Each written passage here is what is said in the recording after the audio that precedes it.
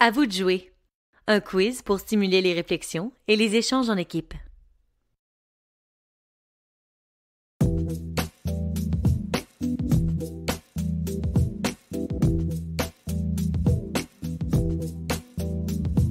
De plus en plus de professionnels, au Canada et partout ailleurs, s'appuient sur les concepts de la théorie de l'attachement pour comprendre et intervenir auprès de l'enfant. Et vous? Connaissez-vous bien les caractéristiques d'un attachement de type désorganisé, par exemple? Envie de pousser plus loin la réflexion? À vous de jouer. Question 1. On compte 4 différents patrons d'attachement chez l'enfant: sécurisant, évitant, ambivalent et désorganisé. Chaque patron est associé à des comportements et à des stratégies d'interaction entre parents et enfants. À votre avis, qu'est-ce qui pourrait caractériser un attachement de type sécurisant?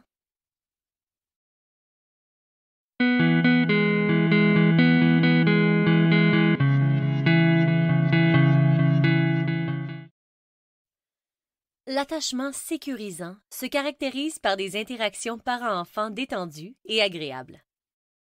Ici, le parent est utilisé comme une base de sécurité qui favorise l'exploration de l'environnement. L'enfant trouve du réconfort auprès du parent en cas de besoin. Par exemple, l'enfant demande de l'aide aux parents. Il reçoit aussi des encouragements. « Maman, j'ai besoin d'aide! » « Oh, wow! T'as fait plus que la moitié, bravo! Viens, je t'aide à terminer. » Il exprime ses émotions aux parents, sachant qu'il trouvera du réconfort auprès de lui. Il discute avec son parent de situations présentes, passées ou futures. « Avant, j'étais gênée, mais là, je suis plus gênée. » Peut-être que tu étais gênée parce que c'est la première fois que tu viens à mon bureau. Ou encore, il inclut le parent dans ses jeux, mais il sait également explorer son environnement seul. Ce type d'attachement se développe en présence d'un parent qui se montre sensible aux besoins de l'enfant, qui encourage son enfant à explorer ses états internes et qui sait reconnaître les intérêts de l'enfant et s'adapter à son rythme. Question 2. Toujours afin de mieux cerner les différents patrons d'attachement, sauriez-vous faire la différence entre un attachement insécurisant évitant et un attachement insécurisant ambivalent?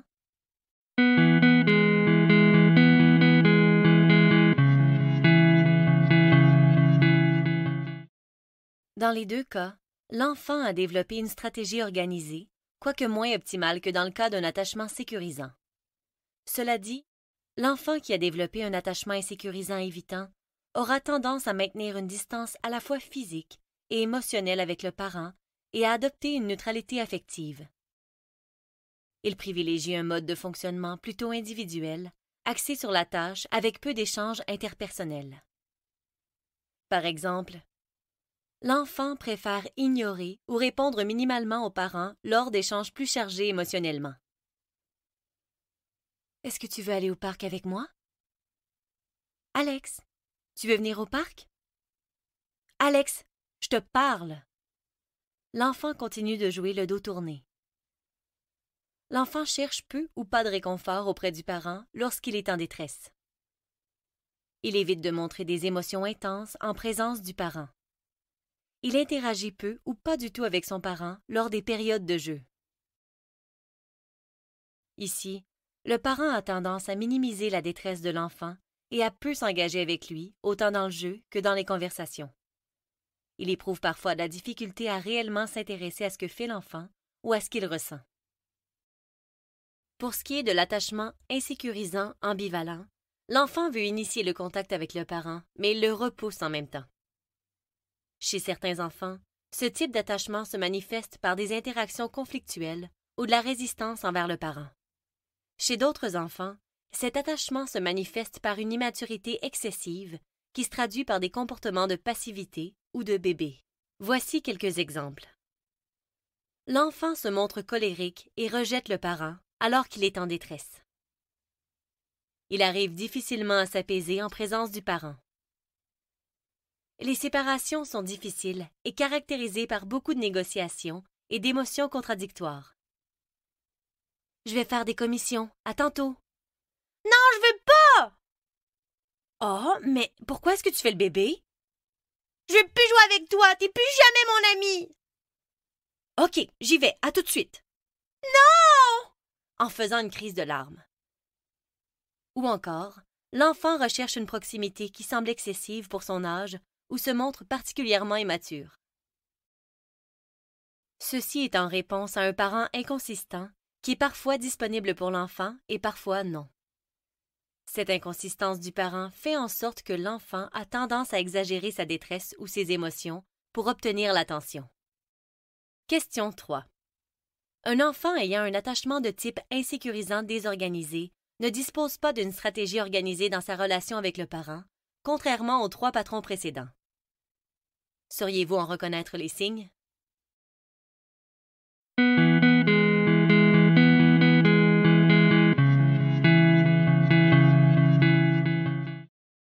En présence du parent, l'enfant présente des comportements atypiques ou contradictoires. Ici, les interactions sont le plus souvent dysfonctionnelles et le parent devient une source paradoxale de réconfort et de crainte, ce qui empêche la relation de s'organiser de manière cohérente. Par exemple, l'enfant est dans les bras du parent, mais se retourne pour ne pas lui faire face. Il s'approche du parent avec les mains devant le visage. Il fige en présence du parent. Il s'enfuit, frappe ou crie sans raison apparente. Souvent ici, le parent a de la difficulté à réguler ses propres émotions. Par exemple, il perd le contrôle, il est imprévisible, hostile, intrusif ou menaçant. Ou encore, il se montre impuissant face à l'enfant, ou il a des conversations ou des comportements inappropriés avec lui. Question 4. Qu'est-ce que le phénomène de la parentification? Est-ce que c'est A. Quand le parent croit avoir toujours raison, B. Quand l'enfant idéalise le parent, ou C. Quand l'enfant prend le rôle du parent?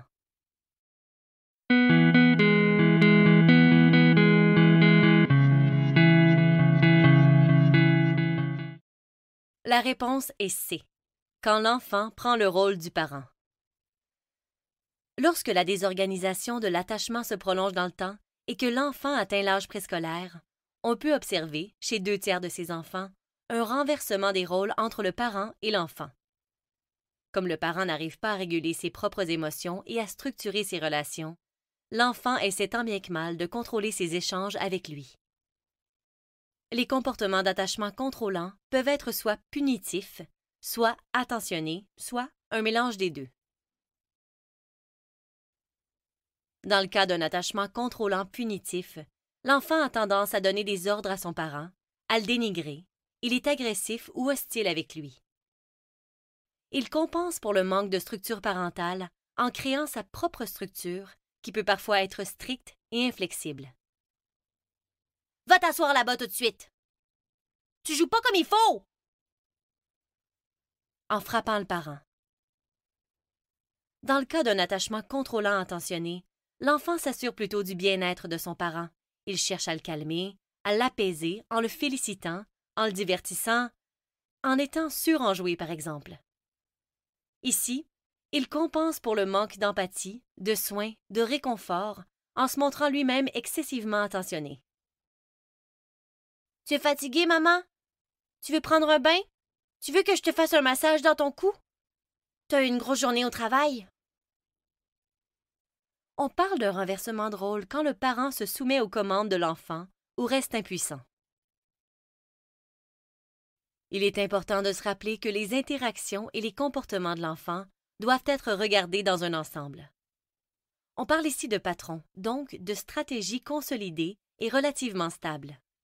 Un comportement ou une interaction moins optimale qui a lieu de manière isolée n'est pas nécessairement synonyme d'un attachement insécurisant. Question 5. Vrai ou faux? Ces 4 patrons d'attachement sont également utiles dans un contexte de diversité culturelle, c'est-à-dire qu'on les observe aussi chez les familles issues de l'immigration.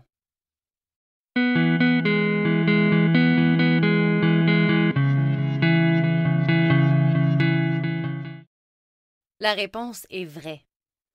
Les modalités d'expression des comportements d'attachement et des comportements d'exploration varient en fonction des normes culturelles et des coutumes propres à chaque culture. Mais les patrons d'attachement et les grandes lignes directrices qui les définissent demeurent sensiblement les mêmes. Cependant, certaines familles issues de l'immigration rencontrent des défis pouvant parfois affecter la relation d'attachement entre l'enfant et son parent. Nommons notamment les stresseurs socio-économiques, la perte complète ou partielle du réseau social et familial, ou les problèmes de santé mentale. Le stress qui peut être vécu par les parents après la migration peut influencer la façon de répondre aux besoins de l'enfant, en étant moins sensible et moins disponible psychologiquement. Le sentiment d'isolement bien présent chez ces familles peut mener à un surinvestissement de l'enfant et créer une dynamique relationnelle pouvant favoriser un attachement ambivalent chez l'enfant, c'est-à-dire des comportements de dépendance, d'immaturité ou de résistance. Enfin, la détresse psychologique rapportée par de nombreux parents peut être associée à un attachement désorganisé ou contrôlant chez l'enfant. Question 6. Comment favoriser une relation d'attachement sécurisante?